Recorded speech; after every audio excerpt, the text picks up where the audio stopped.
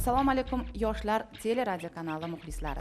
Kanalimiz ijodkorlari sizni qiziqtira oladigan, qaysidir ma'noda foyda beradigan dasturlarni tayyorlab sizga taqdim etishni davom etadi. Yangi loyihamizning ham o'ziga xos taraflari juda ko'p. Asosiysi orangizdagi har biringiz uning omadli qahramoniga aylanishingiz mumkin.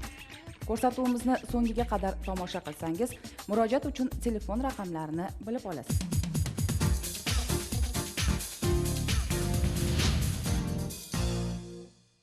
Ko'rsatuv bosh xomiysi Alutex kompaniyasi. Alutex deraza va eshiklar. Elita pardalari uyingizning fayzi. Desk Invest. Bu sizning tomingiz. Mirob dizayn ko'rsatuv xomiysi. Ideya yoritgichlar saloni ko'rsatuv xomiysi.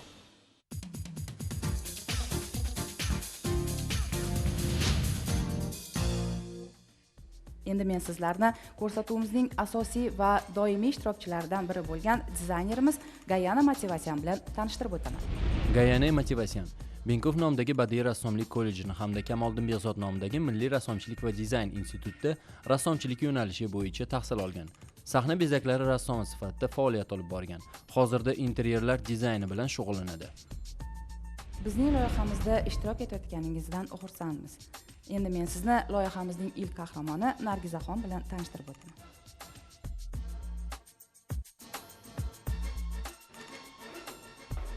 Salom Nargiza.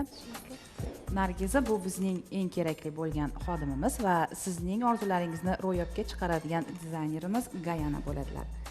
Gayana tanishing, bu bizning ilk qahramonimiz va eng muhimi ko'rsatuvimizga birinchi bo'lib xat yo'llagan omadli qahramonimiz Nargizaxon bo'ladi. Nargiza Usmonova Toshkent davlat yuridik institutini tamomlagan. Oxirgi 2 yil davomida reklama agentligida menejer bo'lib ishlagan. Hozirda ushbu kompaniyaning marketing bo'limini boshqaradi, sayohat qilishga va sportning turli xillariga qiziqadi. Nargiza, bilishimizcha siz turli mamlakatlarda ko'p sayohatda bo'lar ekansiz. Ha, albatta, juda ham to'g'ri. Meni ish faoliyatim sayohat bilan bog'liq. Shu ish orqali men juda ham ko'p davlatlar, shaharlar va insonlar bilan suhbatda bo'laman. Bu juda ham qiziqarli. Demak, siz ta'mirlashga qaror qildingiz. Albatta. Aytingchi, siz xonangizni qanday bo'lishini xohlaysiz? Mana shu meni ish joyim. Bu yer esa meni mijozlarim bilan suhbat o'tkazadigan ish joyim bo'lishini xohlayman. Mana bu yer esa meni shaxsiy hujjatlarim saqlanadigan joy bo'lishi kerak. Aynan shu yerda siz vaqtingizni ko'proq o'tkazasiz. Shuning uchun sizga ham charchog'ingizni chiqaradigan, ham shinam, ko'rkam xona bo'lishi kerak. Ha, albatta. Demak, Gayana bularga ham ishlash uchun qulay, ham mijozlar bilan suhbatlashadigan joy bo'lishini xohlar ekanlar. По-моему, я поняла все пожелания Наргизы, и у меня уже возникли некоторые идеи. Demak, Gayana tayyor. Siz bilan esa Nargiza vaqtinchalik xayrlashamiz. Biz bilan birga xonangiz bilan xayrlashishga ham to'g'ri keladi. Siz bilan aynan shu xonada bir necha kundan keyin ko'rishamiz. Xayr.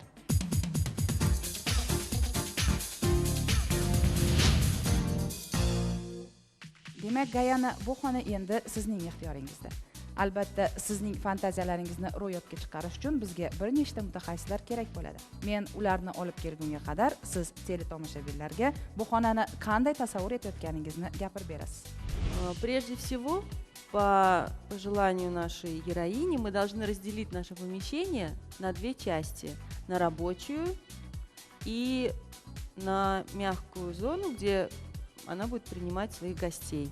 Это я предлагаю сделать с помощью такой интересной детали, как стеллажи, которые будут располагаться с двух сторон. Они будут нести функциональную нагрузку. Мы можем сделать в них стеклянные полочки и подсветку. Она будет красиво подсвечивать интересные предметы интерьера, которые, может быть, привезет из своих путешествий Наргиза. Здесь мы поставим уютную мягкую мебель, диван, 2 кресла. Здесь будет находиться маленький столик журнальный, а на этой стене мы расположим плазменный монитор, для которого мы изготовим очень интересную декоративную панель. Здесь довольно простой потолок, и поэтому я предлагаю сделать его декоративным. Это рабочая часть нашего помещения. Здесь мы расположим для удобства Наргиз различные шкафы для хранения документации, также шкаф-гардероб. И несмотря на то, что это офис, рабочее помещение, все-таки хотелось бы внести сюда какие-то интересные, необычные детали. И вместо жалюзей я предлагаю сделать японские шторы. Это рабочее место Наргиз, за которым она проводит основную часть своего времени. И, конечно, ее стол должен быть большим, удобным, чтобы у нее все было под рукой. Ну и, конечно, самое главное для нее – это очень удобное кресло, потому что она будет много сидеть.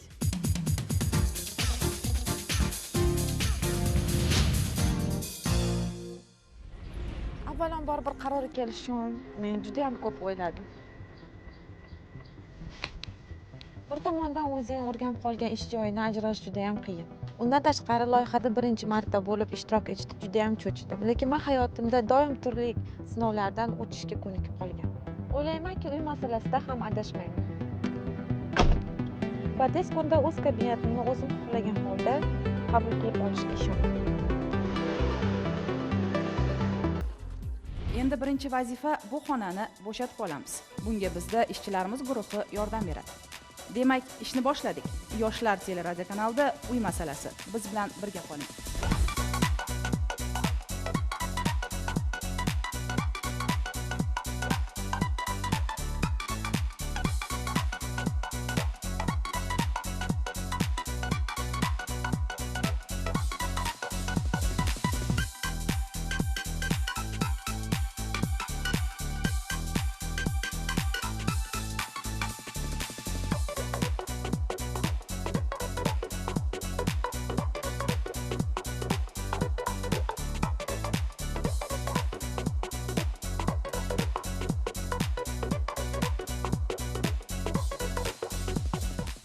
Gayana, ishni nimadan boshlashni taklif qilasiz? Нашу работу мы начнем с декоративных стеллажей и потолка. Все, что связано с гипсокартоном. Demak, birinchi navbatda gipsokarton yopishtiramiz.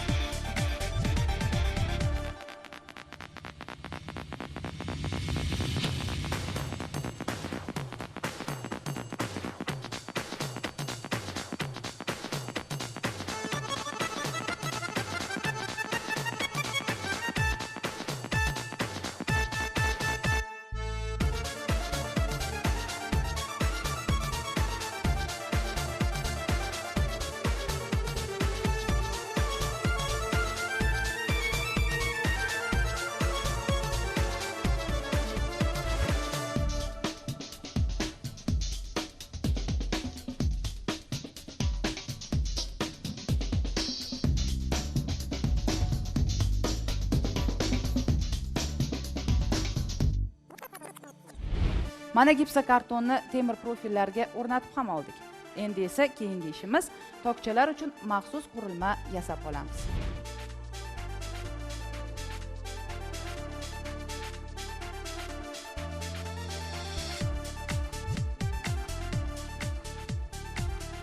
Gipsokarton ko'proq xonalarni bir-biri bilan eshiksiz bog'lashda, arkalarni yasashda hamda tokcha va ustunlarni barpo qilishda qo'l keladi.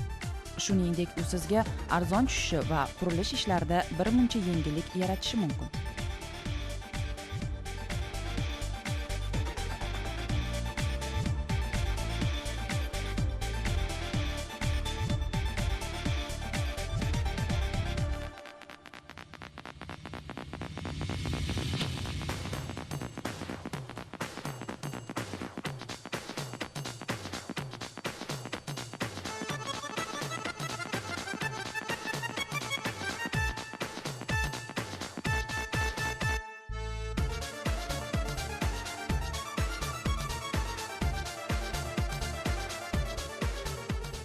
Mana tokchalarimiz ham tayyor bo'ldi.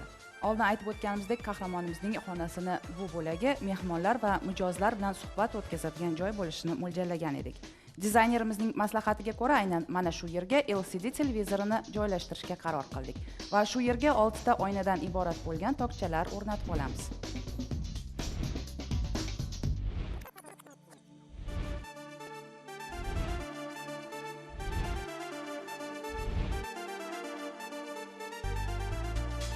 Mana gipsokarton bilan bog'liq bo'lgan ishni ham tugatib oldik.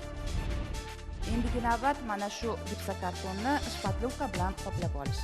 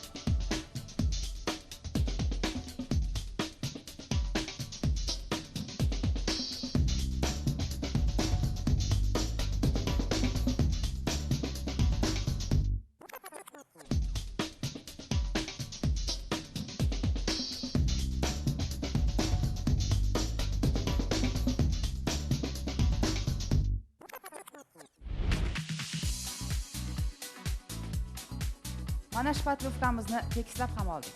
Endi dizayner Gayananing taklifiga ko'ra xonaning bu bo'lagini ochroq, bu bo'lagini esa to'qroq rangga bo'yab olamiz.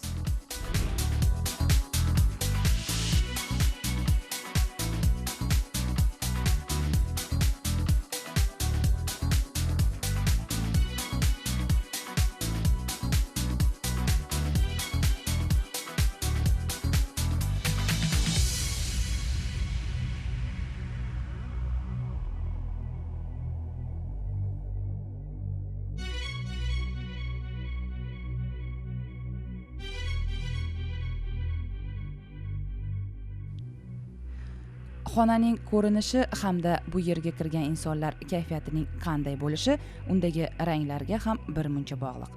Shuning uchun xonaga rang tanlayotganingizda sizga dizaynerlar bilan maslahatlashib olishni tavsiya etamiz.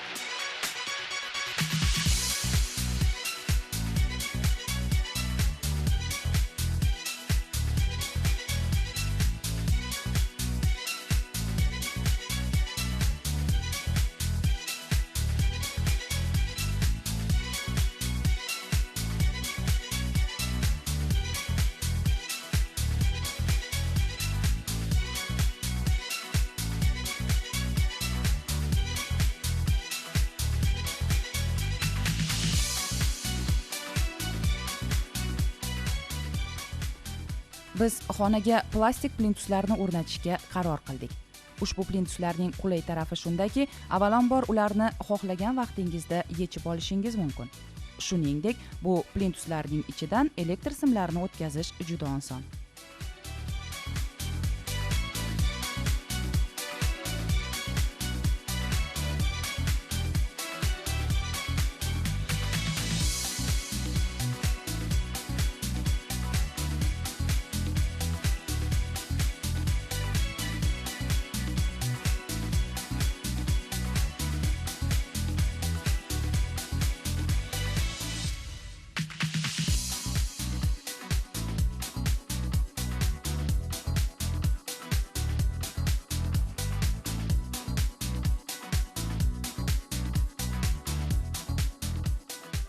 Demak, vazifamizning asosiy qismi, ya'ni ta'mirlash ishlarini ham yakunlab oldik.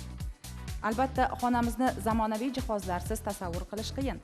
Shuning uchun biz mana bu yerdagi eski konditsionerni yangi konditsionerga almashtirishni lozim topdik.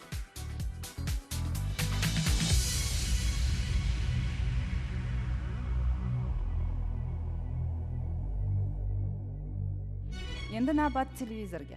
Oldin aytib o'tganimizdek, mana bu yerga LCD televizor uchun maxsus moslama yasab olgan edik. Hozir esa bu yerga LCD televizorni o'rnatib olamiz.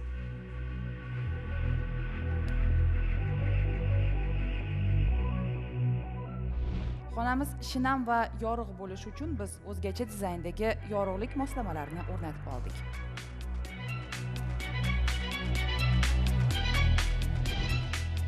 Yodingizda bo'lsa, xona ta'mirlanishidan oldin derazaga jaluzi tutilgan edi. Dizayner Gayananing taklifiga ko'ra, jaluzi yapon uslubidagi pardalarga almashtiriladi.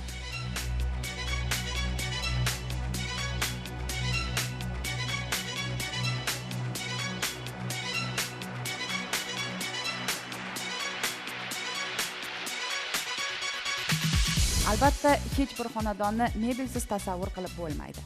Bizning